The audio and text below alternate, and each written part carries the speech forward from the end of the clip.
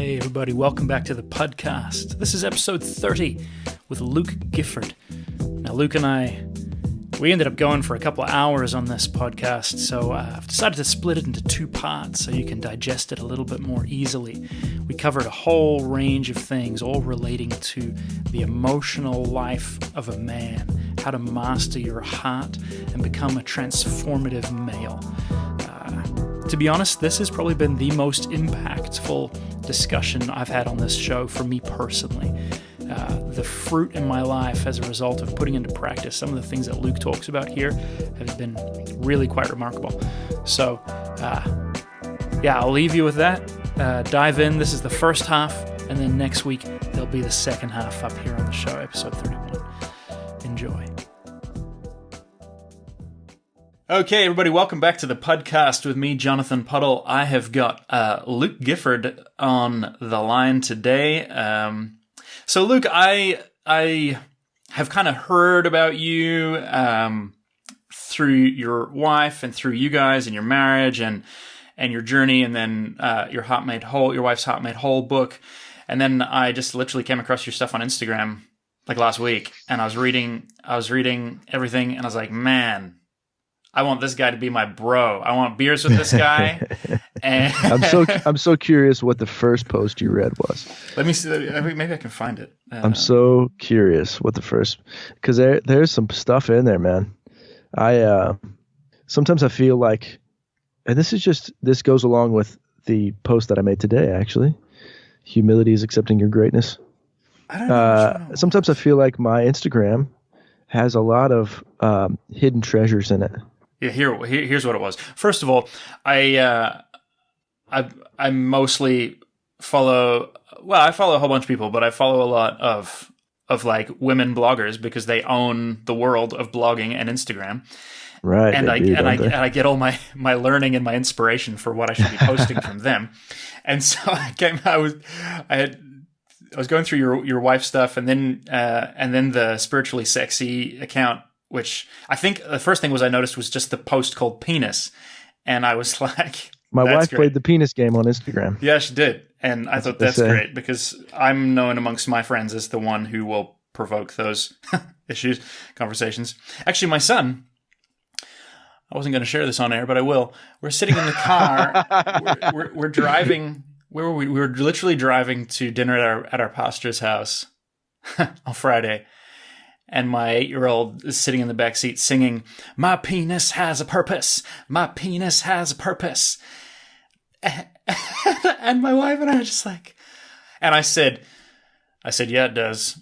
And then under my breath, I said, "The purpose is babies," which is not strictly what I would actually say is the truth, but what would you strictly say is the truth? Well, I would say it's babies and pleasure. Come on.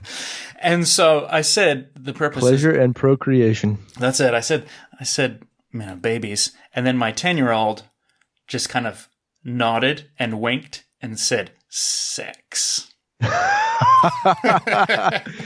And here is my opinion. You're doing a great job, man. Thank you. If that's the reactions, if that's the song being sung and the reaction you're getting, that's a sign that you're doing a great job. So after seeing that post, I then came across your stuff, and this is what I read. Put your hand on your heart, close your eyes, ask your heart, how are you feeling? Mm. And no matter what you hear, see, or feel, respond to your heart with an I love you. And I sat on the couch and I had a little cry. And then it does make you cry, right? Like even right now, you're reading it, my words to me, and I'm like, well, shoot. So then I clicked on your profile and clicked on message, and I said, hey, man, can we chat? Yeah, come on. I love that. And here we are. Oh, I love that. And that's the soft stuff. There's some pretty intense stuff in there too. So I like that, man. I like that. That's the one that grabbed your attention.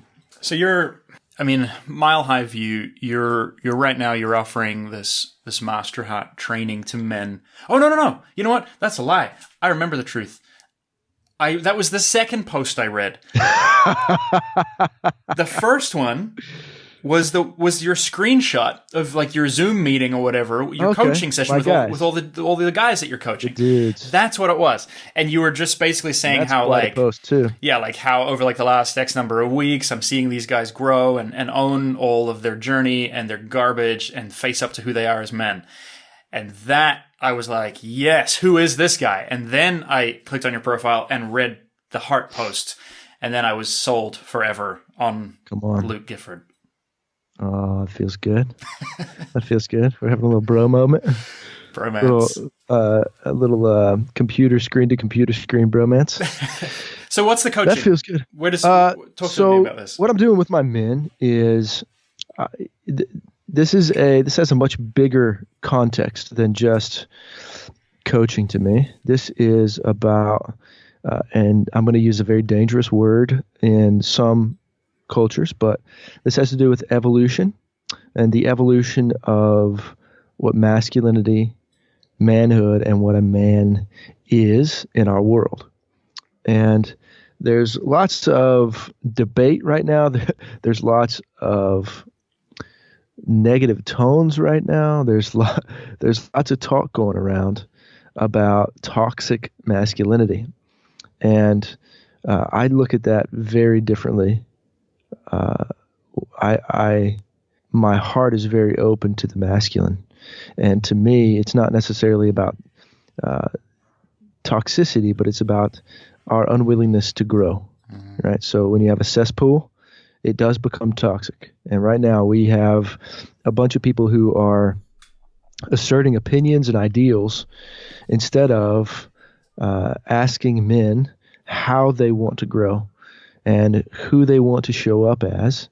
And if you would talk to most men, they would be able to give you a lot of them would say, I don't know, right off the bat. But then when they'd start thinking about it, which is just a piece of advice, it's a good way to just throw a slow pitch softball to a man and then let him have it. Don't expect a response in the moment. Let him have it for a couple of weeks and see what he says. Because most men can get very clear about who they want to be and how they want to show up in the world. My biggest pet peeve is that there's a lot of, let me tell you who to be and what to be. For sure. But I'm not going to really give you a practical how to be that. Oh, yeah. And when I say pet peeve, I'm being really calm.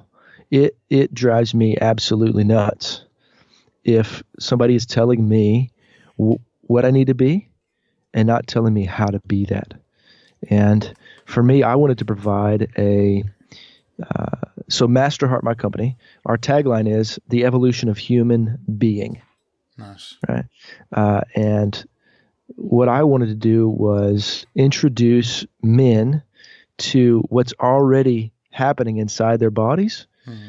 And let's see if we can't figure out how to optimize our inner world, meaning the physiology that we've adapted, the knowledge that we've learned from that physiology, and the melding of that physiology with the emotional, spiritual world, and that being the center point, the heart being the center point of all that, and see if these men can't show up in the world the way that they see themselves as showing up if they're given a bit of day-to-day guidance on how to do that. Absolutely. So the way that I communicate that is most men don't have a very clear, structured framework for their inner emotional and spiritual world. Mm. Because of my own journey and some of the things that I've been through, I believe that I have been able to put together some puzzle pieces. And so far in the many, many, many, many people that I've helped, those puzzle pieces have been, when I give them those puzzle pieces, they begin to have their own light bulbs, their own realizations, their own revelations. Just by taking this framework, they put their own content in it and the content of who they are and who they want to be. And I kind of help them structure a lot of these things. And then they go, phew, and their whole life shifts and transform. So my language for that is transformative masculinity. And in order to be a transformative human being, we must first know how to transform the lead inside of us to gold So the old alchemical conversation. And once we are able to do that within ourselves, then we become transformative in the world around us. So we being the nucleus, right? Us as men being the ones, if we don't, the way that men commit, the way that men give themselves is from them, their self and their sense of self. If a man doesn't have a solid, clear sense of himself, then he doesn't know, he doesn't have anything to give, have anything to commit with. Yeah. And so how do we practically piece that together in a man's awareness? And then how do we, once he's got awareness of it, how do we build confidence in that sense of self? And then how do we help him translate that into the world around him for transformative masculinity instead of toxic masculinity? And so that's an overview of some of the process. Now we have 8 weeks. And we basically start slow. I've found the things through my work and my practice and especially through my own process, my own deep process. What are the things that are the most efficient? That if I took a crowbar to this, it would give me the most impact with the least amount of work. There's right? Leverage point. That to me is wisdom at its finest. We have a nanny, and she has the most brilliant way of looking at things. She calls herself lazy, right? And she's like, well, hire me because I'm lazy. I'm going to figure out the best way to do it. And she is not lazy. She believes she is not lazy, but her belief that she's lazy helps her out in that it sets her free in that, well, I just know that I'm going to do this the easiest way, which makes it the most efficient thing, right? So I love that perception of things because I wanted to find the practices, not the techniques, you could be called techniques, but for me, I call them practices because I think the mindset that we have as men is that that everything's game time. And I don't want us to change that. I actually want us to realize that if everything in our life is game time, it's important for us to have a practice time. And it's important to us to be practicing. That's good. And so let me give you some practices that actually will enhance and optimize game time for you. Yeah. And I have what's called the Master Heart Method, which is I have a piece called the Most Loved Self. And the most loved self is something I believe exists inside of everyone. Right. And it is the person, the aspect in you, the essence in you, the core of who you are that has perceived every experience you've ever been through as a loving experience, which is going to rock some heads, right? It has been through every experience you've ever been through. It's been through all the pain you have ever been through. This part of you has been through all of the injustice that you've experienced, all of the trauma you've experienced, and yet it is willing and capable of seeing all those as something that left you more loved than when that experience began. Yeah, come on. And building a relationship and a connection with that aspect of yourself, it is a really powerful practice. Then we move to what I call predefining, and this is a term that I've keyed, where it's important for us to master our emotions. And I don't want to get too complicated, but there's a way that I see us as beings: physical, mental, emotional, spiritual. Most of us call we believe that we are living in a spiritual life, but really what we're doing is injecting our minds, our intellect, with spiritual ideas, but we're not actually living and embodying and practicing those spiritual things. Right. There's a dualistic kind of here and back. So, and the key to that, to me, the thing that's most left out and most devalued is our emotional aspect. And the emotional aspect is the key to actually moving from a mentalized obesity into a spiritual life. And so if we can learn to value our emotions, appropriate our emotions, make aware the emotions that we have deemed shadow and negative, and actually make them useful, which requires our learning to feel. Yeah. And so part of the process that we do is that these men learn to feel. but they learn to feel within a structure that allows them to feel powerful as they do that. But predefining is basically, I used to have pretty debilitating social anxiety, and I was high functioning, but I just was incredibly anxious and incredibly aware of all kinds of things. I also had some mental health issues, just some trauma that messed with me. And so I had to come up with some way to show up in my world in a strong presence. And this practice became something that I did before I went to a party, before I went to any meetings, before as I transitioned from work to home to be with my family, before I went into work every day, before I had a date with my wife. Before I did anything, I did what I call predefining. So I teach these men that, which is pretty fun, for them to learn that you can actually actively anchor into any feeling you want to feel. But the significant part of that is you're not ignoring the feelings that you need to heal. So that's the next step, which is what I call the emotional deep dive. So we have the most loved self, predefining, and the emotional deep dive.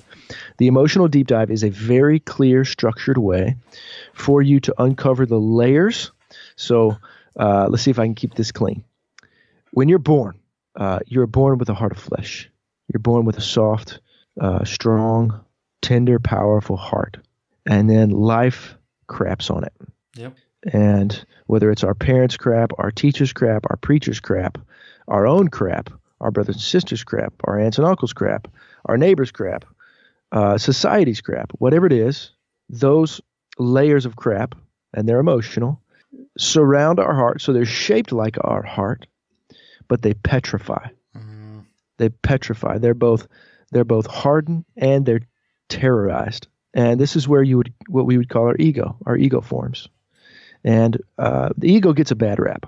We talk about ego death and screw your ego. That's a bad rap. Your ego has been there protecting you your whole life. It's helped you survive. But what we want to do is soften that.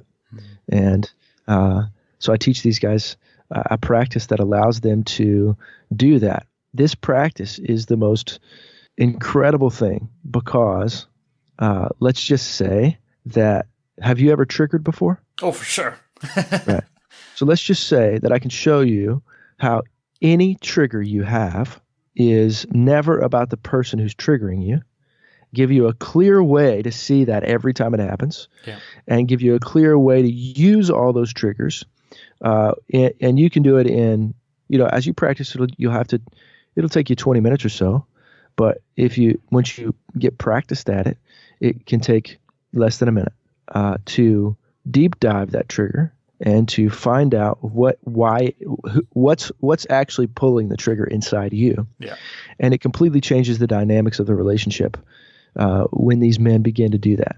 It's been amazing to watch them come back and go and just geek out at how their life is changing because they're learning these practices. Yeah. And then we get even deeper where we access, we make clear the inner feminine expression so that it doesn't run. Many men, they kind of get lost in this and they don't even realize it, but it doesn't run their life. They give their inner feminine a place of acceptance and honor. And it actually, when they do that, it actually heightens their awareness of their masculinity and their expression in the world of their masculinity. It's really fascinating. And then we dig into archetypes, which is the masculine archetypes, which are even deeper than any part of they're way deep in our psyche, but we activate the warrior and the mystic, the lover, and especially the king in their lives. So this is like the big view, but that's what we do. Man. So. And you do this in how many weeks? 8 weeks. Because that's sort of like the last 8 years of my life. And if it could have been 8 weeks, that would have been great. Probably a lot of people in my life would have been happy with 8 weeks rather than 8 years. But, but here we are. There's so much in this we could talk that I wish I could express to people in a short amount of time based on what our society's missing. Of course. And the way I use the emotional deep dive. Each of those layers is petrified as a layer of death and terror. Yeah. Right. And in our society, we don't have clear initiations. And so it's hard for a man to go, I am a man now. Right. And for him to understand that traditionally, an initiation deals no women. There is death involved because a man needs to know how he responds in the face of death. And so one of the ways that I paint the deep dive is these are all emotions that for you in the past have felt like death, and they've left you feeling terrified. And so now we are going to use this we're going to frame this as an initiation for you into a space inside yourself that actually feels like you're going to die. Yeah. And it does. Like, how many people listening to this or at times in your life have you need to feel, you need to tap into your grief, or you need to like harness your anger, you need to own that stuff. But it feels like if you do, it's never going to end.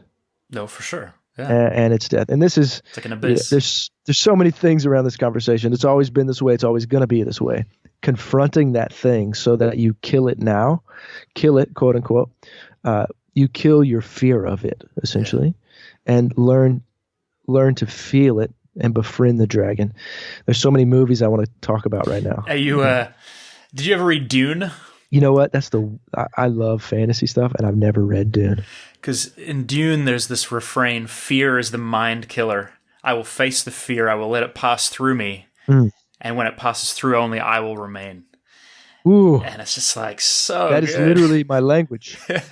Well, you need to read Dune. These are dark tunnels that you have to surrender to the tunnel. Surrender to feeling through. Yeah. Once you're through it, you become the light. Yeah. Let me tell you a couple of stories. Come on, this is so beautiful. Let me tell you a couple of stories, and for the listeners to maybe even just drill down to a personal level for me. Some of you guys will heard maybe a couple of these stories, but in 2015, my grandfather died, and he was a huge figure in my life.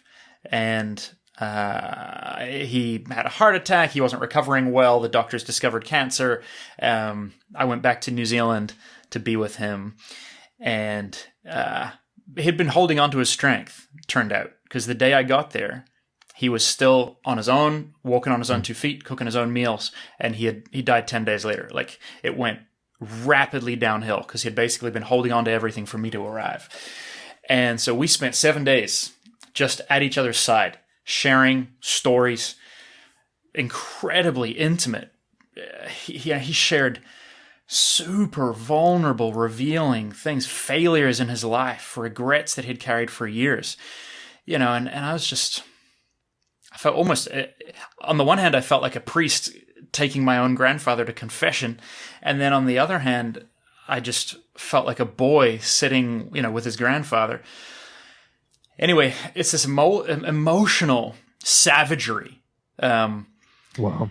And it was honestly at first I thought it's like drinking from a fire hose, like in terms of the raw emotional content. But then it was more and more and more. And I'm on my own from like my wife and kids, right? And so I'm dealing also with my own, like, I miss my wife, I'm horny, I feel guilty for being horny. I'm like with my grandfather who's dying, and I'm feeling sad about myself and all this kind of stuff, right? And I realized one day, I'm like, this is a tornado. Like, this is a massive whirlwind. And I feel like God is asking me to stare it down and to write it out and to say, will you not flinch at the fear of death, but will you write it? Will you just write it? And I was just like, I don't even have a grid for this. That was 2015, so 3 years ago? Yeah, I think it was, yeah. That's one of the big things. Death, often of a grandfather, is one of the big things that kicks men into the transition and the transformation that begins to happen. Yeah. So that's a fascinating. So it's exactly okay. So this next story will prove your point. I come back to Toronto, and I get into a busy season with work, and it's one thing after the next, after the next, after the next. I end up kind of emotionally entangled with someone that's not my wife. Now, I should say, this person was not aware. There was nothing improprietous that took place, but I developed an obsession. It's all happening inside your mind. That's right. Yeah. And it all kind of comes crashing down. And I remember October of 2015, I sat in my living room, and everything just shattered. Everything broke apart. And I could literally, I mean, the word literally is so overused, but I mean, I could feel it. I could feel in my skull, my psyche shatter into like a million pieces. Mine was more of a melting, but I know what you're saying. Yeah, it was, for me, it was, I could feel it shatter, and I could see it. I could see Wow. all of my mind on the floor and utterly broken. And Right. my children are playing all around. I'm sitting in the living room. My kids are playing all around me. And I remember just feeling, I only lasted 30 years. And I'm already broken. And I can't even father my children or be a husband. I'm just broken now. Mm-hmm. And I've talked about kind of how then I grew back from that in other episodes where God was basically like, would you just trust me every moment? I'm like, but no, like, fix me. That's my whole framework for what this life is about. Fix me so I can go and be really useful again for the kingdom. Praise God. And turns out my recovery looked very, very different from that. But again, this was ringing in my head actually when you were talking about the inner self. One of the things you said about the self, because as I began to meet with some older men and talk through my experience, one of these guys said, who's known me for many, many years, he said to me, Jonathan, I don't think you fell in love with that other woman. I think you saw yourself in her, and you need to fall back in love with yourself. And there was an aspect in there of prideful love of self that I saw it promoted in someone else, and I wanted it in an unhealthy way. But all of that simply exposed the underlying truth that I had lost myself somewhere along the way. Right. It's a fascinating concept. And I've heard another teacher teach this. What if nobody's misbehaving? Right? What if, and that's what the guy was saying to you. What if you're not misbehaving? What if you're just trying to find something, and this is the way your mind is going about finding it? Exactly. But if we have a context in a world that calls this behavior misbehaving, but what if you're willing to go all the way through with it? What if you're willing to let things shatter to find that sense of self, right? Which is a fascinating way, and oftentimes a beautiful way, because as men, this is going to sound silly, except to those who understand it. But for men, it's very important that we go through something ourselves. And it's very, very important that we make decisions for ourselves, right? Like, oftentimes, you can put this in a marriage context. Your wife wants you to go and do something, or wants to change the way things have been done. And it's important for a man to go within himself, get clear on his decision, independent of his wife's desire, and then come in with agreement. And it's just important as men that we do that. It's the same concept here with you, where it's like, you know, and I love just kind of let myself float off in this thought of, you were just trying to fall in love with yourself, but nobody had ever taught you, or you never imagined that you could love yourself, so you projected it onto somebody else. Absolutely. Right? Oh, Absolutely. So beautiful, man. A year or two later, you know, we moved out of the city, changed careers. I remember one day I was brushing my kids' teeth. And you got to understand, like, I'm the nicest guy. Everybody loves me. I'm the life of the party. I'm so fun. Yeah. And people would describe me as probably the least angry person that they've ever met. but someone who's still, like, has emotions, right? And isn't just shut down. Or so I thought. And I'm brushing my kids' teeth, and one of them was being goofy and I think spat in my face. Hey. And you talk about being triggered. And I spun out of the room, and my arm wound up, and I was like, if I don't get out of this bathroom right now, one of these kids is getting hit. And that's not okay. So I spun out of the room, and I punched the wall as hard as I possibly could. And I was determined to get through it, because ultimately this is where my heart was at. Like, we've got to get through this, man. We've got to get through this. And so I worked really hard to get my fist through the wall. And for some reason, I don't know. Did you make it? No, I don't know if it was building code in the 80s when my house was built. But I've done some renovations recently, and I've discovered that my entire house has 2 layers of drywall. Every single wall is doubled up, not just extra thick drywall, but 2 panels doubled up. And my hand just bounced off. And it took 6 months for the swelling to go down. I very nearly broke my hand. And, the kids were all a bit like shocked and also just kind of like, well, that was stupid. And then, they got off to bed. The next day I jumped on Kijiji and I found a guy selling a heavy bag, and I drove out to his house and bought it and hung it up in my house. And my kid said to me, "Daddy, that's so smart. Now you can punch the bag. You don't have to punch the wall." Come on. And I discovered that my depression was unexpressed anger. And as I sat for the better part of a year with my anger, I discovered that my anger was unexpressed grief. Right. And I spoke to my mother, and she said, "Oh, I'm very sorry. That would be my fault. I grew up with the belief that anger was sin, and so I never allowed you to witness it. I never even saw my parents have a disagreement. My parents ended up divorced, but I never even saw them hold a contrary opinion to one another, let alone yell or fight or be angry." And I'm just like finding myself, finding my emotions, learning to sit with them, to be present, to listen. Honor them. To put my hand on to honor them. Exactly. To say, what if nobody disobeyed? Anger. Okay, cool. Right. What if you're not a bad guy? What if you're profoundly misunderstood? Oh, I hate being misunderstood. What if everything you're doing is in the context of love? Yeah. Right? Even when you spun out of that room and you got angry, what if your anger was from love? Right? What if it was? Because we consider love just one of like a plurality of emotions, right? Mm-hmm. That we can just cycle through all these emotions. But what if that's not love at all? Like, what if? I mean, obviously there is an emotion of love, but what if there's something deeper? What if there's something inside you, your heart maybe, that was trying to get you to pay attention? And so it goes, what's the best response right now that might make him pay attention? Anger. Yeah. Right? And it did. You paid attention. Not many men pay attention. Yeah. Right? My friend Mark says he's got a book called The Wisdom of Your Heart. Okay. And he says emotions always tell the truth. Mm-hmm. But it's just often not the truth that we think or that we expect or that the surface level. Yeah, my emotion says I need to go and punch my kid because I'm angry with them. Well, no, actually, that's not what your emotion's telling you. Your emotions push you to action, and the action that you're feeling, is based on perhaps a faulty narrative here. So let's dig into the narrative and find out.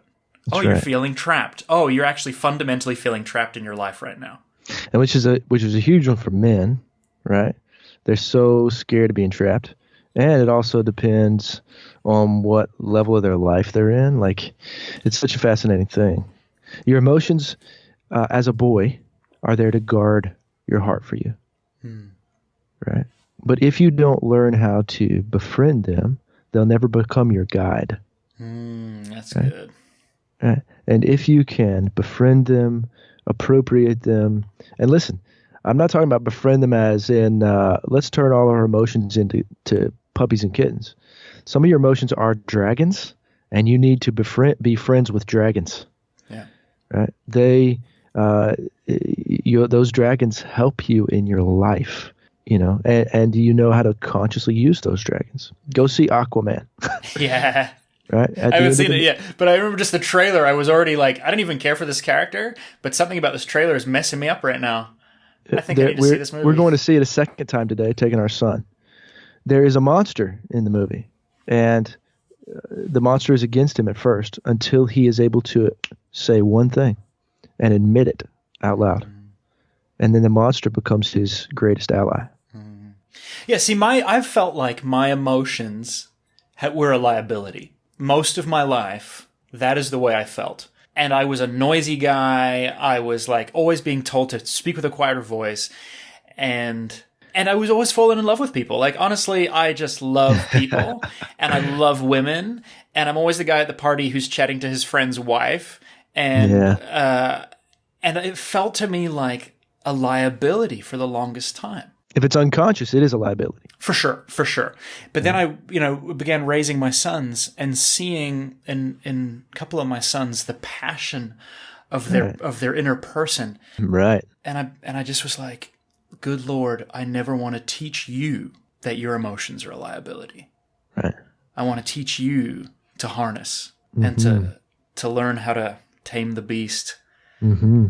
I said to my pastor the other day when we were camping in the winter and it was cold, and I'm like, why are we doing this? And he's like, because I love the outdoors. I'm like, yeah, why did I come with you? And I said to him, you know what, Adam? Camping in cold in Canada. Yeah, man. So you know what? Today it is minus 28 degrees Celsius, which is about minus 13 Fahrenheit. Shut up. So I'm like putting cold. on a jacket and getting mad at how cold it is here, and it's 24 degrees. And I said to him, and I didn't even realize this was profound until this moment, right now, here with you. I said, Adam, I feel like my heart is like a wild horse, like a stallion, and it needs a rein and sometimes a bit and sometimes blinders. It needs to be steered well. But at any point in the last handful of years, it would have been a beast. It would have been a monster. It would have been a dangerous, unfathomable thing. And now I discover that I'm describing my own heart as Black Beauty, right? Not as a horrible monster. As you're talking, I'm thinking about Avatar, the movie Avatar, where the big red, the huge red, I forget what he calls it, but he has to go and the one that no one's flown in 1,000 generations. He has to create the bond with it to become the chief. Taruk Makto or something like that. Yeah, he has to form, and the way the movie is set up, they literally bond with the animals, right? So he has to go and bond with it in order for it to become, part of his a valuable part of his experience. Yeah. And that's what we're talking about. And we as men, again, we're born with that soft, strong, tender, powerful heart. Life craps on it, and our emotions are guards to that, and they're meant to be that way. But now there is a way for us as men to allow our emotions to become guides. And if we can allow them to become guides, we return to, I have a phrase, all becoming is just remembering. Right? All becoming is just remembering. And we don't need to have the specific memories, but there was a context of emotion that happened to you as a little boy. And there is a practice that you can do to father that little boy within you, right? And to mother that little boy as well, and to rescue that little boy, to be the hero that boy wanted, to be all those things. And this practice is one of those things that can be really life-changing if you do the work, because as little boys, we're told that we're too much. Yeah. Like I watch my son, his energy level is just through the roof compared to my energy level. And that's not a bad thing, right? In fact, I wrote the other day, I wrote a thing because I was just sitting and kind of contemplating about this whole concept. I don't think I'll be able to find it real quickly, but essentially instead of requesting that he match my energy, which leaves him feeling inconsequential and unimportant and unsubstantiated, what if I, being the conscious parent, being the master heart, what if I matched his energy and found homeostasis there with him? Instead of discounting who he is, I have the awareness and ability to go, no, I'm valuable, which means I can go into his box, right? Which puts the effort on me and actually helps him to become and realize, and sometimes not even, he becomes valuable and he doesn't even have to be aware that I did that. Right? Which to me feels a lot like God and what he does. And so in that way, I partner with something very deeply spiritual. Thanks, Luke. That is the end of part 1. Tune in next week for part 2 with Luke Gifford. You've been listening to the Puddcast with me, Jonathan Puddle. I've dedicated my life to helping people access the freedom that God designed for them and to love others sacrificially. just like God does. Basically, I think we're meant to live like God himself, and I want to help you get there. This podcast is part of that, and every week I interview people to dig into the rich soul of a Jesus-centered life. Make sure to check out some of the earlier episodes. I've had everyone from Olympic athletes to local friends to famous DJs and major Christian leaders like Brian Zahn, Priscilla Shirer, and Sheila Walsh. If this podcast has been a blessing to you, head over to jonathanpuddle.com and grab my free book, You Are the Solution to Someone's Problem. I'm pretty sure it's going to brighten your day. And if you enjoy that too, then would you consider supporting me on Patreon? You can get one-on-one spiritual coaching from me, as well as a private supporters-only podcast with unique content that I don't make available to the public. There's a number of other benefits there as well. You'll find me at patreon.com/JonathanPuddle. Thank you so much for listening, and may you be filled with grace and peace from the Lord God, who created all things, holds all things together, and is personally invested